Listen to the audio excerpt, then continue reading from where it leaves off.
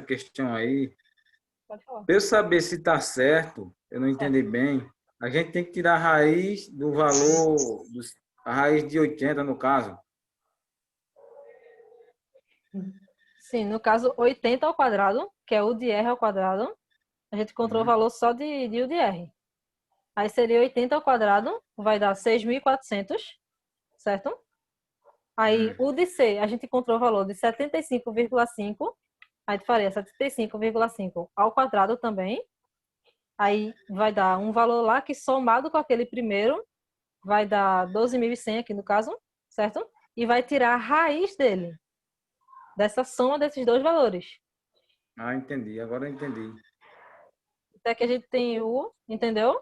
Vai ser a raiz da soma deles dois. Da De u de soma r dos ao dois, né? quadrado, mais u de c ao quadrado. Tirando a raiz deles dois, aí vai dar, no caso aqui na minha calculadora, deu 110,001, que é aproximadamente 110, certo? Ok. Entenderam? Todo mundo entendeu?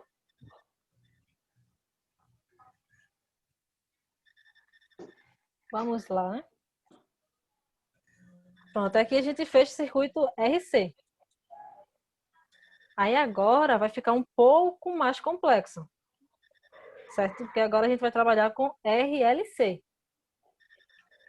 Entendeu? Porque aqui, no caso, na prática, nos circuitos que a gente tem, sei lá, nos nossos componentes eletrônicos, enfim, na vida mesmo, a gente tem essa mistura de componentes resistivos, indutivos e capacitivos.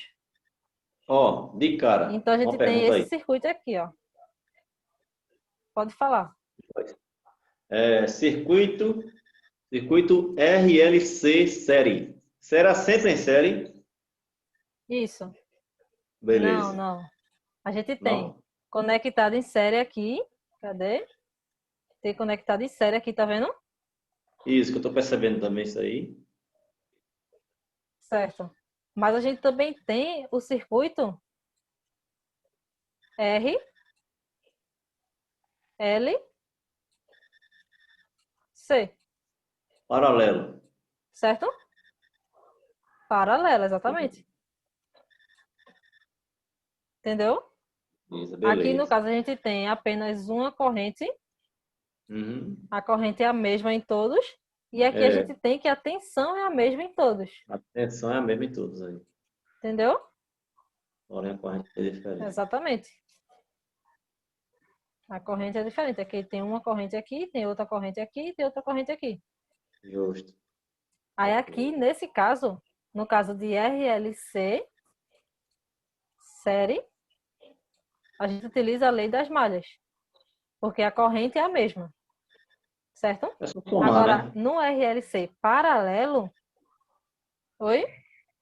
Aí, nesse caso, você fala que a corrente aqui é as mesmas, então vai ser só somar, né? Isso. É só somar as tensões, no caso. Isso. Ok. Certo? Uhum. Pronto. Simplesmente, só somar as tensões. A tensão no resistor, tensão no capacitor, tensão no indutor, vai dar igual a tensão que eu tenho entre esses dois pontos, que é a tensão da fonte. Beleza. Entendeu? Ok. Perfeito? Pronto. Perfeito. Somente isso. Só isso. Agora me tira Aí a gente tem, nessa configuração, pode falar. uma dúvida. Como nessa fonte não tem uma numeração no caso? Como é que eu posso fazer para chegar ao resultado? Aqui, no caso, eu estou falando da forma geral. Aqui eu estou explicando somente da forma geral. Mas, tipo, na prática, né, nas questões, a gente tem seria o da fonte, sei lá, de 110 volts, como foi o caso daquela outra questão lá. Ou se não, U igual a 220. Certo? Ele Você vai quer dar na dizer questão que um valor de U. na prática vai ter os valores, não é isso? Vai ter o valor, exatamente, Isso. que é uma fonte qualquer. Uhum. Ok. Certo? Aqui é somente para explicar como funciona. Quais são as equações que vão partir desse circuito. Beleza, Jô. Certo? Ok. Pronto. Ô, Joyce, Pronto. Aí aqui, nessa configuração... Oi, pode falar. Sidney, eu posso sair. Oi, Sidney. Eu vou ter que dar uma saidinha, Joyce. Tá, peraí, rapidinho. Tá, ok. Pode ir. Ok, obrigado. Boa noite. Bom final de semana, pessoal. Valeu. Boa noite. Bom final de semana, querido. Vamos lá, né? Aí aqui, nessa configuração, como a gente agora tem circuito, desse circuito a gente tem resistores, capacitores e indutores, agora a gente vai ter 3 situações. Uma situação onde o valor Vamos por partes, né? Vamos lá, vamos com calma. 3 configurações. Primeira situação é onde a tensão do indutor, a tensão no indutor é maior que a tensão no capacitor. Certo? Então, considerando que essa tensão no indutor é maior que a tensão no capacitor, a gente nota, né, que o resultado da corrente fica atrasado de um ângulo φ em relação à tensão aplicada. Ou seja, em outras palavras, a gente tem... Olha aqui para esse gráfico aqui, né, para esse diagrama fasorial. A gente tem a tensão no resistor, que está em fase com a corrente. Certo? Isso aí já está na mente, já está decorado. Beleza? Aí agora a gente tem o indutor e o capacitor. A tensão no indutor é adiantada de 90 graus em relação à corrente. E a tensão no capacitor é atrasada de 90 graus em relação à corrente. Ou seja, tensão no indutor é adiantada de 90 graus em relação à corrente. E a tensão no capacitor é atrasada, tá vendo que está embaixo? De 90 graus em relação à corrente. Ô, Joyce. Perfeito isso? Perfeito. Oi. Joyce, essa sua linguagem aí de estar adiantada e atrasada ao ângulo, não é isso? Isso. Isso. Pois bem, quando você fala adiantada, é porque a seta está para cima, é? E atrasada para baixo? Não necessariamente. Não necessariamente. É porque, lembra que ele gira no sentido anti-horário? Ah, é o giro do ângulo. Exatamente. Se eu tenho... Eita, caiu. Se eu tenho... Vocês conseguem ver a cor aqui? Aham. Dá para ver a cor? Consegue ver a cor? Tá. Esse vermelho aqui, o vermelho, Sim. é minha corrente. Certo? Ok. E o meu azul é a minha tensão no indutor. Perfeito? Então, se eu tenho que ele gira no sentido anti-horário, então ele vai girar assim, ó. Os dois. Gira os dois, né? Certo? No eixo. Gira os dois. Gira tudo. Gira tudo. Aqui eu estou representando só 2. Certo? Então, pode ver que aqui ele ainda tem esse ângulo de 90 graus, tá vendo? Continua. Aqui. Aham. Pronto. Aí, então, se eu tenho que a corrente estava nesse eixo aqui e o indutor está para cima, ele está adiantado, certo? 90 graus, porque ele gira assim. Agora, se eu coloco a corrente dessa forma, se você falasse, porque a seta está para cima, ele está adiantado.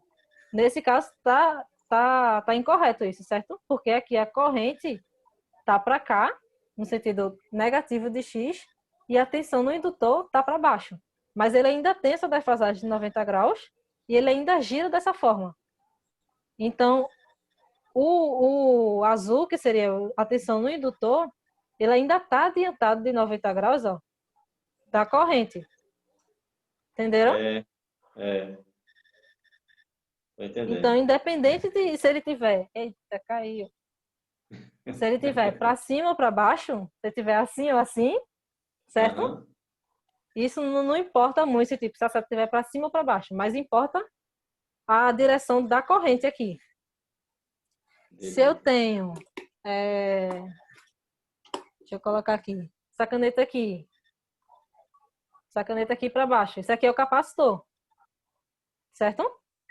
A tensão no capacitor.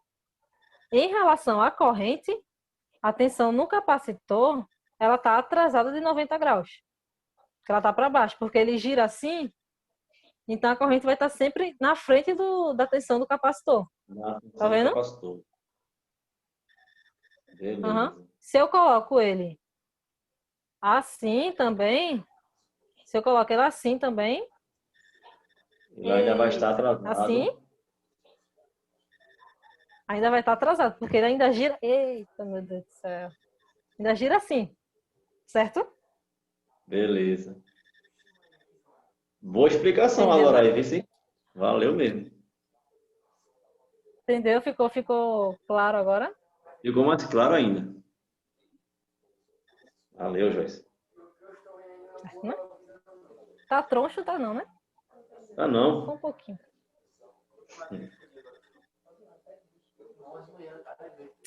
Caindo agora. Pronto, fica assim. Pronto, aí aqui, onde é que eu tava? Enfim. Se a gente tem a tensão no indutor maior que a tensão no capacitor, é a mesma coisa que falar que esse U de L aqui, esse U de L, ó, ele é maior do que esse U de C. Tá vendo que ele é maior? Ele é realmente maior? É. O tamanho dele é maior do que o tamanho de U de C. Pronto. Então, quando eu faço isso, tá vendo que ele tá oposto, né? O de L tá para cima e o de C tá para baixo. Eles estão sempre opostos. Estão sempre um contrário do outro. Então, quando eu faço isso, vamos colocar aqui o de X vai ser igual a esse U de L, que é positivo, tá para cima, menos o de C. É justamente esse U de X aqui, ó. Certo? Se eu tenho algo grande aqui, e o de L, esse roxinho, é grande, e esse vermelho é o de C, aqui, se eu faço essa parte grande de U de L menos essa parte de U de C, eu vou ter essa partezinha aqui, ó. Essa parte pequena aqui. Vou ter isso aqui, que é U de X, que no caso, deixa eu apagar aqui para ficar mais claro para vocês. Cadê? Aqui. Eu vou ter essa resultante aqui, ó, para cima. Entenderam? Se eu tiver um de L de valor 10, eu tenho 10, de 10, e eu tenho o de C de valor 6. Então, se eu faço 10 menos 6, eu ainda vou ter um valor de 4, certo? 4 positivo. Tá entendendo? Se eu tenho o de L igual a 10 e o de C igual a 4, tá vendo que o de L é maior que o de C, certo? É, correto. Aí tá claro que o de L é maior que o de C. Então, se eu faço o de L menos o de C, o de L menos o de C, eu vou ter, no caso aqui, um de X, que eu chamei o de X qualquer, igual a 6. Certo? Então, no caso aqui, seria mais 6. Então, ele ainda estaria nessa parte do indutor. Entendeu? Estaria para cima. Estaria aqui, ó. Essa resultante está aqui, ó. Para cima. Que no caso vai estar aqui. Esse pequeno espaço aí. Entendeu? Nesse pequeno espaçozinho que tem aqui. Então, se eu tenho essa resultante agora de o de X, que eu chamei, né? No caso, o de X, que seria o de L, que é o maior, menos o menor, que é o de C. Aí eu tenho essa pequena parte que eu faço agora o meu triângulo.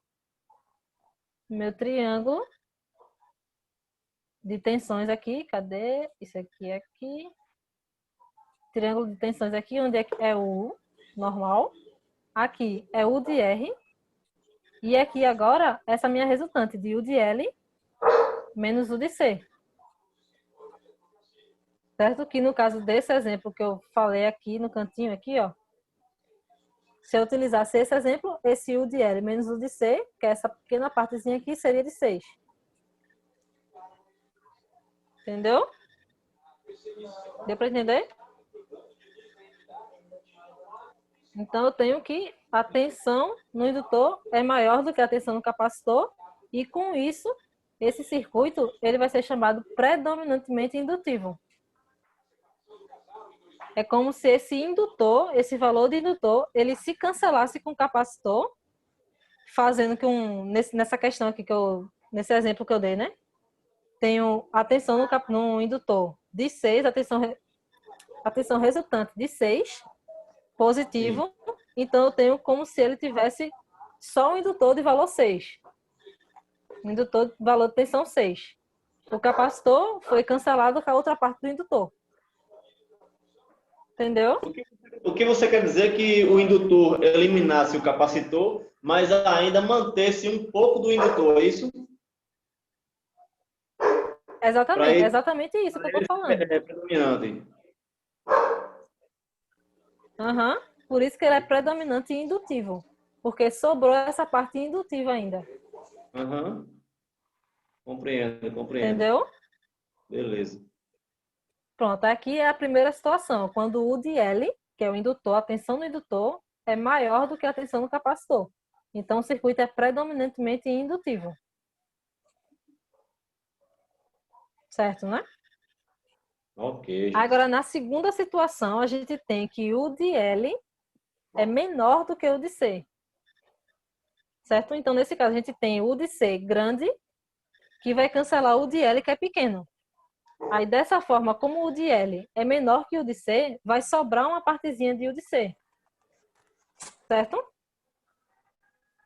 Aí, dessa forma, ele é um circuito predominantemente capacitivo. Ok.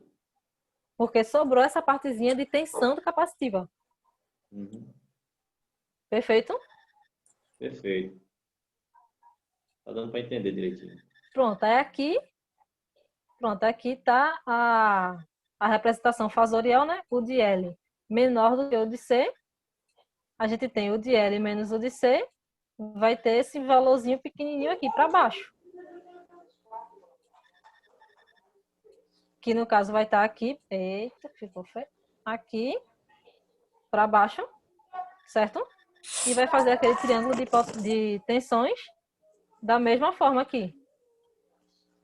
Aqui eu tenho meu U, aqui o de R, e aqui o de X, que é a tensão resultante dessa soma dos dois, né? O de L menos o de C. Tá para baixo porque o de C é maior do que o de L. Entenderam?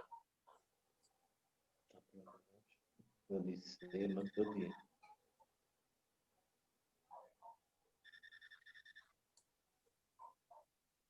Entendeu? Ok. Beleza.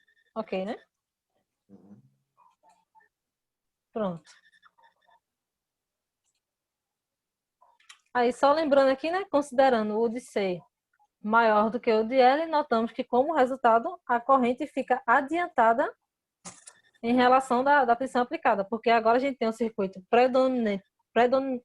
predominantemente capacitivo. Então, no circuito capacitivo, assim, a gente tem que a corrente ela é adiantada em relação à tensão. Certo? Então, se a gente está falando de um circuito predominantemente capacitivo, a gente está considerando as mesmas características que a gente tinha lá no circuito capacitivo. Entendeu? Uhum. Entendeu mesmo? Ô, Joyce, mais uma pergunta. Esses circuitos aí de ângulo, com a tensão e a corrente e tal, eles vão girar sempre horário, não é isso? Sentido anti-horário. Nesse sentido aqui. Ah, anti-horário. Sempre vai ser anti-horário que vai Anti-horário. girar. Por quê, gente? Isso é uma convenção que foi feita para poder ficar normalizado, entendeu?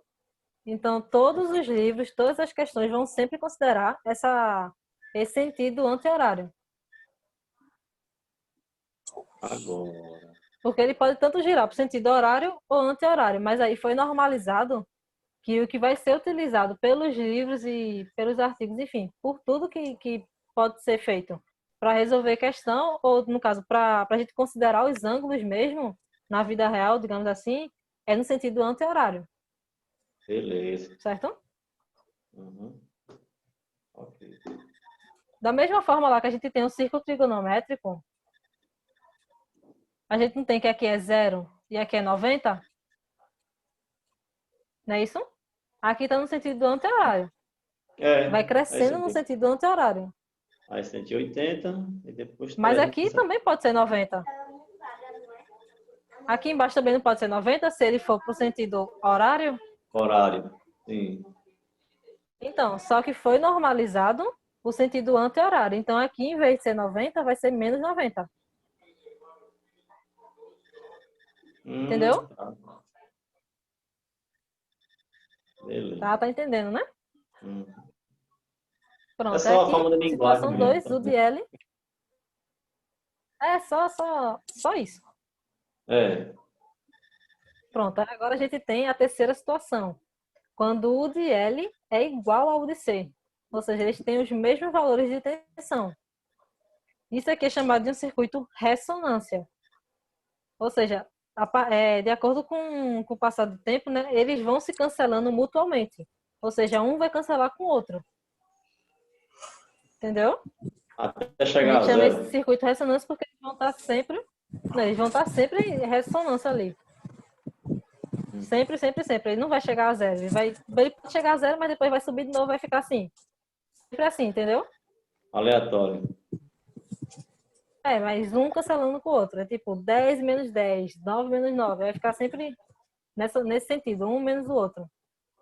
Tô Aí entendendo. aqui a gente fala que o de C é igual ao de L, então o resultado da corrente fica em fase em relação à tensão. Como esse o de C aqui é igual ao de L, isso aqui vai se cancelar. Certo? Então só vai sobrar essa parte daqui.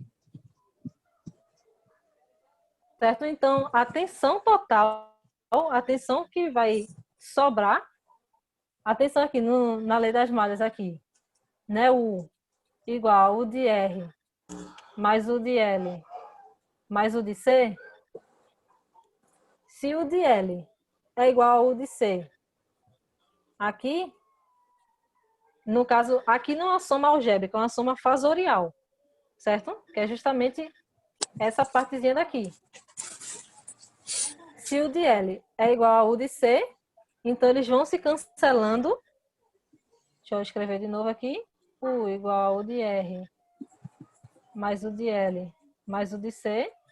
Se eles são iguais aqui, eles vão se cancelar. Então, isso aqui a gente pode considerar zero na equação, no caso, no diagrama fasorial aqui, porque esses dois vão se cancelar. E o que vai restar é que a tensão total vai ser somente resistores, vai ser só a tensão resistiva. No caso, a tensão total vai estar em fase com a tensão no resistor e vai estar em fase com a corrente. Que é exatamente isso aqui. Isso daqui. Enquanto que a tensão no capacitor e a tensão no indutor vai se cancelando. Certo? Ok. Ok? Aí pronto, nesse circuito de ressonância, aqui, como eu tinha falado, né? Elas vão se cancelando, vão se anulando mutualmente. Ou seja, vai uma cancelando com a outra. Aí essa situação de ressonância deve ser evitada, pois pode produzir sobretensões elevadas, perigosas para as pessoas e instalações, danificando o isolamento das máquinas e essas coisas. Certo? Porque vai ter sempre essa eu não posso dizer bem uma vibração, mas tem sempre essa ressonância, assim. A gente tem, vamos supor, uma taça, a gente tem uma taça, a gente bate essa taça com, sei lá, com o dedo assim mesmo, com o garfo. Aí ele não dá aquela vibração.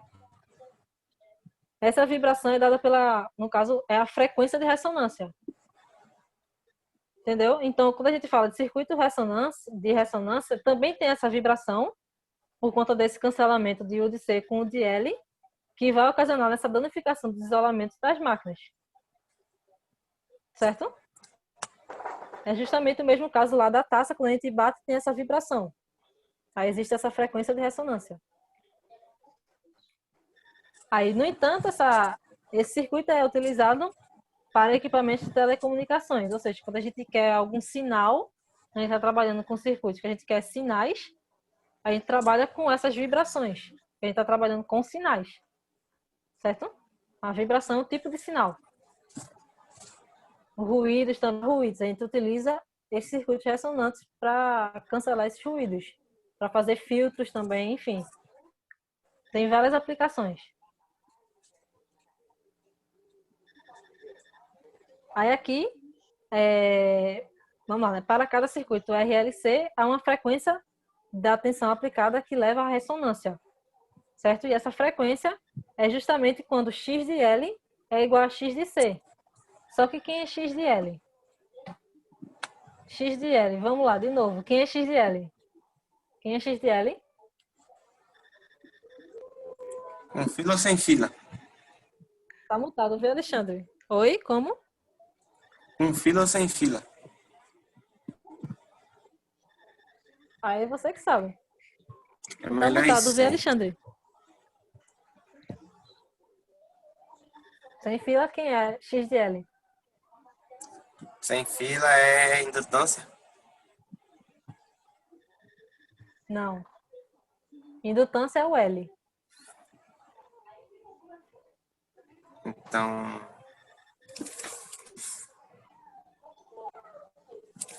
Ai. É dado em homem. E aí? Só tem É eu dado aqui em pra homem. falar, velho. Hã? Certo, tá certo. Alexandre tá falando, mas ele tá mutado. Eu acertei, professor. O microfone dele tá desligado. Não. Ressonância. Poxa, desculpa, estava desligado o microfone. Tava desligado. É a Ressonância Ei, sem fila, malandro. reatância indutiva, é isso aí, reatância indutiva. A reatância indutiva, qual é a fórmula dela? É o Q Ela dá- multiplicado pelo quê? XL. XL, então, XL é dado Pela- em quê? Pela de homem. Não, então, Não, ela é a ela lei é de um Ohm. Q Mas vamos lá, multiplicado com vamos clarear melhor. É o Q multiplicado com o quê? Sim, não é isso que você quer? Sim, eu quero isso. É o quê? Eu acho que é Enfim, XC. vamos lá. Sem X de fila, L cara. é Sem ômega fila. vezes L. É ômega vezes L, que é igual a 2πf vezes L, certo? XC, quem é XC? XC Quem é XC? é a reatância do capacitor. Capacitivo. Reatância E é dado em capacitor. quê? Qual a forma dela?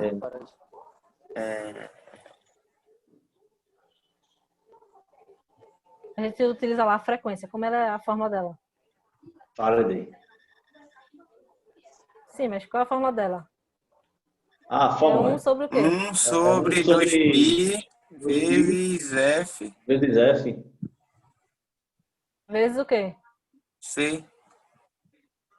Vezes C, exatamente. Então, se eu tenho nesse circuito ressonante Acertei um. XL igual a XC, então, igual a XC, então eu tenho que 2π F vezes L vai ser igual a 1 sobre 2π F vezes C, certo? Isso é igual a isso. Então, se eu quero a frequência de ressonância, que é justamente quando XL é igual a XC, então eu tenho que essa frequência aqui vai ser igual a 1. Aí vou pegar essa parte aqui para baixo, e esse F daqui eu vou botar junto com esse aqui. Então, a frequência ao quadrado, certo? Vai ser duas frequências, que eu tenho a frequência de baixo com a frequência de cima, vai ser multiplicada as duas, vai dar F ao quadrado, vai ser igual a 4π ao quadrado, que eu tenho 2π aqui, vai multiplicar os dois, vezes L vezes C. Certo? Aí, se eu quero a frequência de ressonância, eu tenho que F vai ser igual a raiz de 4π ao quadrado vezes L vezes C. Isso aqui é a frequência de ressonância, que pode ser simplificada por essa fórmula aqui também. Certo? Porque aqui, tá aqui em cima, FR, a raiz de 1 é igual a 1. Certo? A raiz de 1 é igual a 1. A raiz de 4 é igual a 2. Certo? E a raiz de π ao quadrado, quando eu tenho raiz de π ao quadrado, é a mesma coisa de eu fazer isso aqui, ó. Eu cancelo esse 2 com a raiz. Vai sobrar somente π. Entendeu? Isso aqui é a mesma coisa de se eu tiver a raiz de 2 ao quadrado não é 4? 2 ao quadrado não é 4? Se eu fizer a raiz de 4, vai dar 2. E se eu fizer 2 elevado ao quadrado, na raiz, né? Se eu cancelar aqui, isso aqui vai ser igual a 2 também. É a mesma coisa. Tô vendo no teu curso não. Certo? Achei. Não tá vendo? Não, achei agora. Tá aqui, ó. Isso aqui que eu fiz. Oxe, eu Pronto, procurando aí aqui. se eu tenho isso, a frequência de ressonância é aqui em cima agora. Aqui em cima, a frequência de ressonância é dada por 1, que a raiz de 1 é 1, a raiz de 4 é 2, a raiz de π ao quadrado é π, e como L e C não estão ao quadrado, tá um termo Joyce. único, isso tudo vai ficar dentro da raiz. Oi. O valor de π é sempre 2, né? Não, o valor de π não é 2, o valor de π é 3,1415, 6, alguma coisa. Dessa vez Certo? falando Mas aí aqui na 2π, fórmula 2π, 2π, 2π. é 2 multiplicado por π. Isso é a frequência